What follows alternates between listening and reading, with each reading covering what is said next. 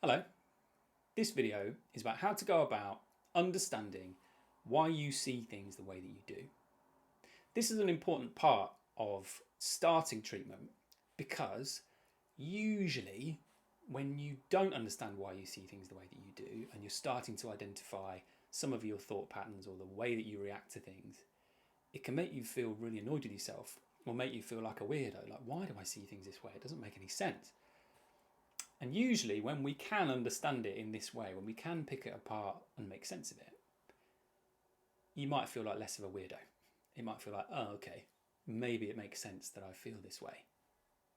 The second thing is, if we can do this, if we can pick it apart and understand where some of these come from and understand exactly what it is that I think or how I think, then that gives us a way in to do something about it.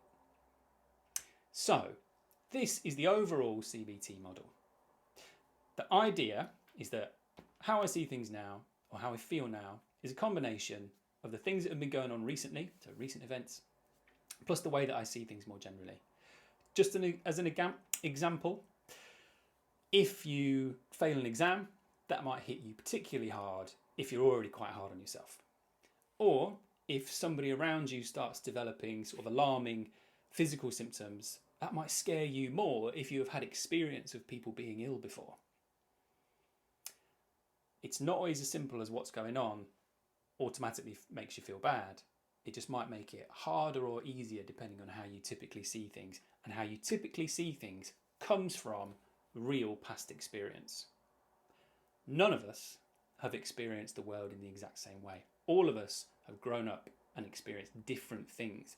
And that is one way that we can account for the fact that I get anxious about some things that you don't get anxious about. You get anxious about things that I don't get anxious about. I have a go at things for myself, at things that you might not be bothered about, that kind of thing. So let's get stuck into how we might understand it. This bottom part we're not going to go into loads today because there is a link for that about how do you understand the times that you get anxious now or in the last week. And there's a video for this, a separate one, and I'll put a link for that in the description below. But this is often where we start in CBT, is just getting a few examples. So you'll often be asked to break down a few examples on a day-to-day basis of you felt anxious here, what was going on? And what that can really help us do is identify themes, because what you'll notice most of the time is the same things start coming up repeatedly. So if you're feeling really low, it might be thoughts about failing or thoughts about not being able to see a way out or something like that. In anxiety, it might be more about, am I worried that something's going to happen to somebody that I love? Is it more that I'm worried that people don't like me? Is it more that I feel like I'm always behind and I'm not catching up? That kind of thing. That's why that's really valuable to do. You'll start to see themes, which helps us when we come up here. Just want to take a moment on types of recent events, the kinds of things that tend to affect us. So I've put in just a few here, but there's loads. Changes. So any changes in your life might be a factor. And when we combine them with how you see things, that might make more sense. Losses. So that might be loss of a person. It might be loss of a relationship. It might be loss of a job. It might be moving and you lose a friendship group. It might be anything like that might have an effect on you. Pressure. So increasing pressure. And usually that doesn't happen overnight. Sometimes it does, but often it happens sort of gradually. And you might not even notice until you're really struggling. This one is supposed to represent carrying too much. Carrying too much without noticing it. Again, that tends not to happen overnight. It tends to be you just take on a little bit more. I've put failure here in quote marks and in a thought bubble because what I mean by that is perceived failure. So if something's happened and you feel like you have failed as a result, then that's going to have an effect. That's a good example of the kinds of things that we're going to talk about up here. And this one with all the question marks in it is uncertainty. None of us like uncertainty. Being in a position where you don't know what's going to happen is really scary. So I don't know, you find something on your body that you think this could be something serious. While you are waiting, that's going to be hard. But it might be harder depending on how you see it or where your mind goes with that piece of information. So with that in mind, let's bring ourselves up here and see if we can start to understand the types of things that we're looking for. So as I've said, the idea is that the way you see things is driven by your experiences. I'm going to talk a bit more about what that means. There's 3 sections here. Past experience, self-explanatory. Core beliefs. So what I mean by that is like a little filter, little set of glasses that you're wearing that colour the way that you see things. General views of the world, yourself, the world, and other people. And rules are, okay, if I see things that way, how do I have to respond? So core beliefs are about how you see things. Rules are often about the path you feel you have to follow as a result of that. Let's go through some examples. Let's start with past experiences, shall we? So the kinds of things we're talking about here are key events. So it might be really obvious. So if you notice, for example, that you tend to be hard on yourself, there might be a real clear example that you can think of about somebody being really harsh to you at school, or about something that happened with your parents once, or something like that. Might be really obvious. So key events. Or if you are afraid of dogs and you once got bitten by a dog and that really stuck in your memory, that makes total sense too. Or if you tend to be worried about health and there was something that happened early on or that really stuck with you, where you had a real close call with your health or with somebody else's health, or you got an experience which taught you health can change like this, or that people can die, then that's definitely going to stick with you, and your brain is going to be more on the lookout for that. It's going to say, hold on, we don't want this to happen again, you better hold on to this. So key events that are really strong in emotion. Another example is if you got really embarrassed at school, or if there was a moment where people called you names and it was really horrible. That's going to stick with you. It's going to be more likely that you're going to be conscious of that even today. Second one, learned. So what I've drawn here is a child and an adult. So some of the ways you might understand the way that you see things is you might just have copied it. You might just have learned it.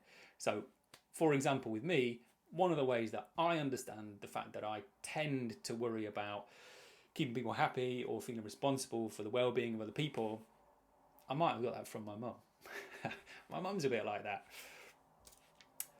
My place.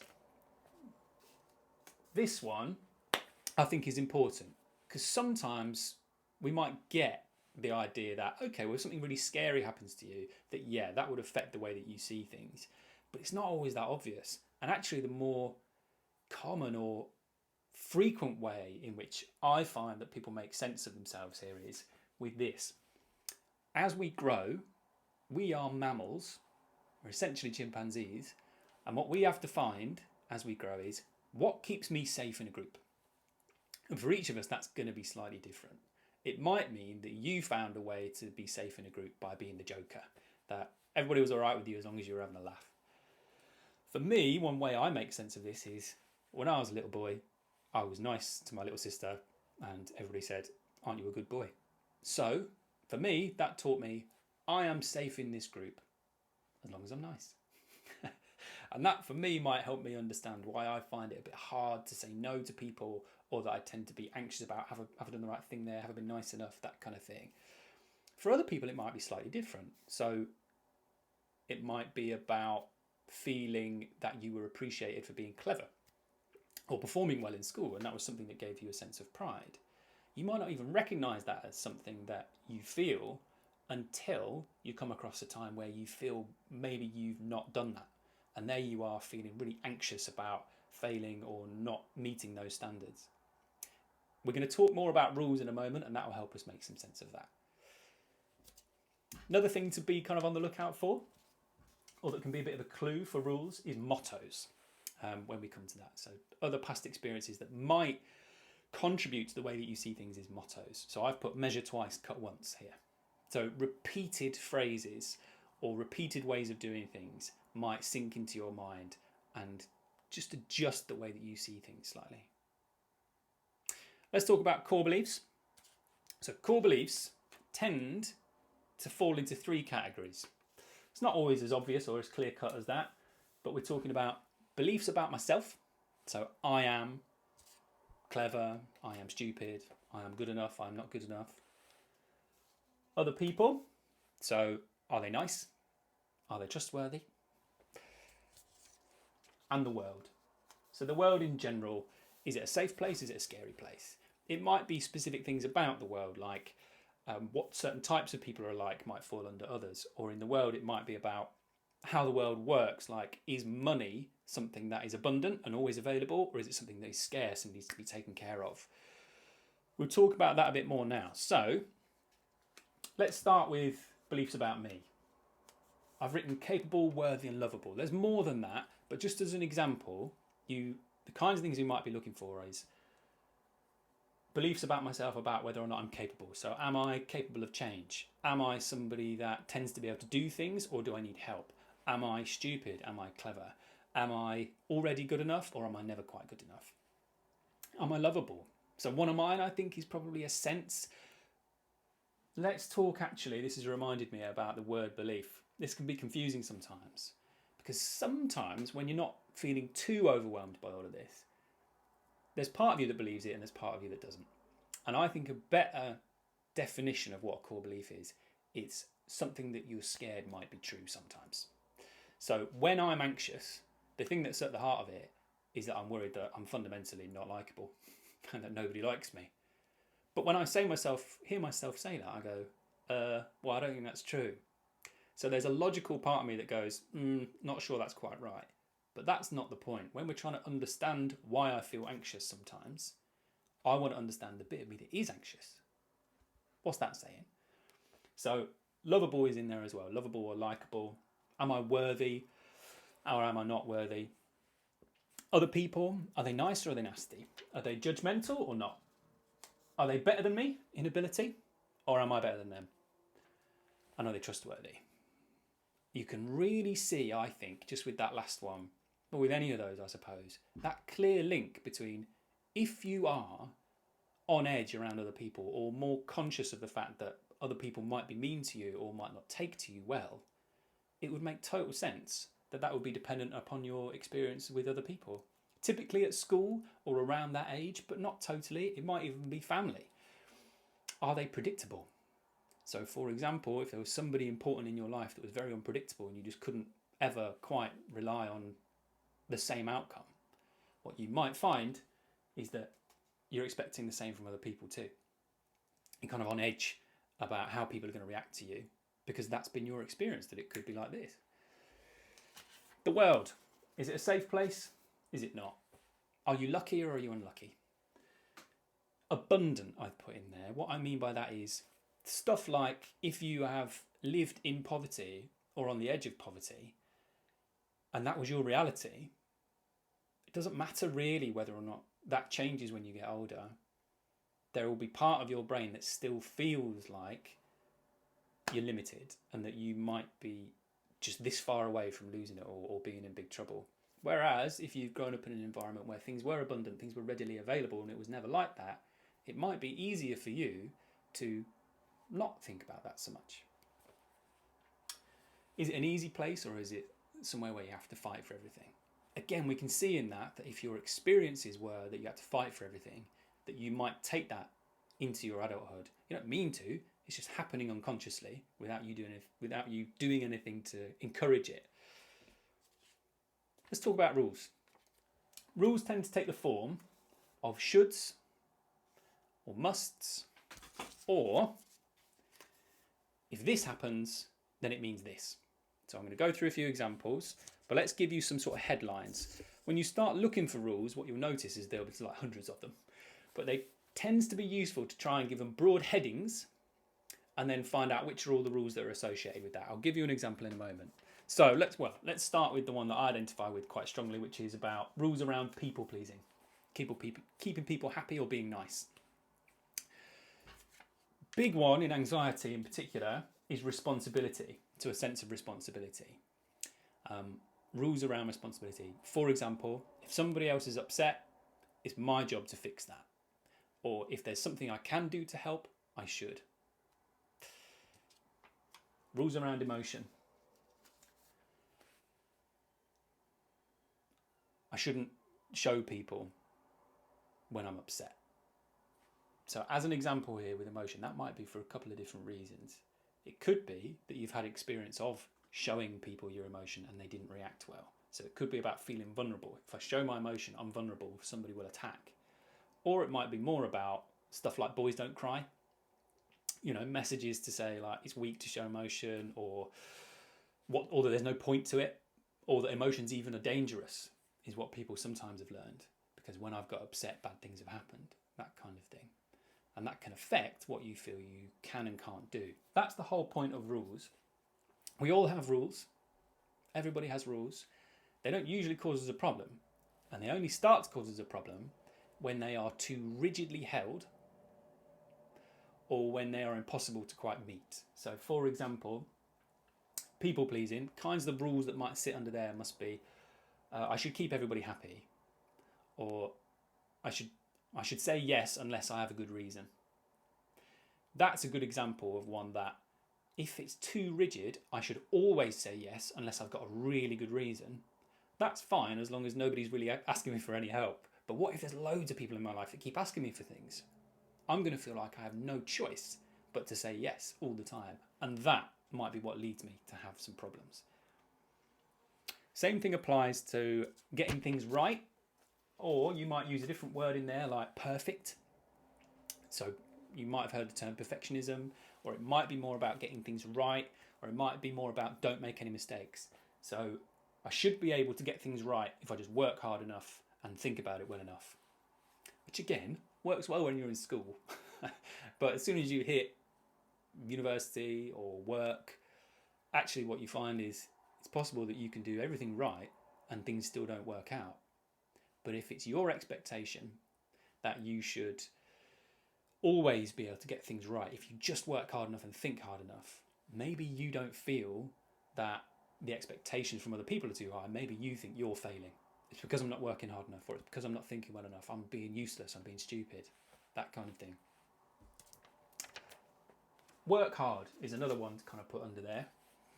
So I should work until the job is done. That's a good example of a rule that can be really unhelpful if it's too rigid, because that works as long as your workload is finite. But what if the work just keeps coming? Or what if you're a parent and the work is never done? In fact, if you're an adult, the work is never done. So you never get to take a break. And it might be that if your workload increases, rather than you going, I need to leave some of this, it's going to feel like I've got to carry on. And it might be that grinds me down and leaves me feeling really stressed, really anxious, and really low, like I'm failing. So what we're looking for in rules is just, what do I have to do? What do I feel like I have to do? You might notice this somewhere down here in your behaviour. So when you notice yourself and you've taken some time to run through a few examples, you might notice that, I tend to feel anxious when it's about saying no, or I tend to feel anxious on days where I feel like I can't get through all my to-do list. What's that about? Is it something to do with a rule? Something about I should get everything done? Or if I don't get everything done, that means I've failed, that kind of thing. So clues might be in those examples that you bring. So just to summarise, what we're looking at here is past experiences lead you to develop the way that you generally see things, yourself, other people, and the world. And that leads you to generate rules. What I've got to do to survive. And it tends to be that when we hit recent experiences, when something happens, it's not just the current situation that's bothering me, it's the way that I see it as well. So for example, if my workload increases, I might feel like I'm failing rather than feeling like it's unfair, or I might maybe feel both. Or perhaps I might understand that for somebody that is a bit of a people pleaser or wants to keep people happy, if I've got a boss that seems now not to ever be satisfied with what I'm doing, that's going to really affect me. Some of my colleagues might be going, well, I don't like that person. That might be the polite version. Or they might be saying, this is horrible, but it doesn't affect me. Whereas if you are somebody that finds it hard when somebody's not happy with you, that might really affect you. That's the idea, and I hope it gives you something to go on.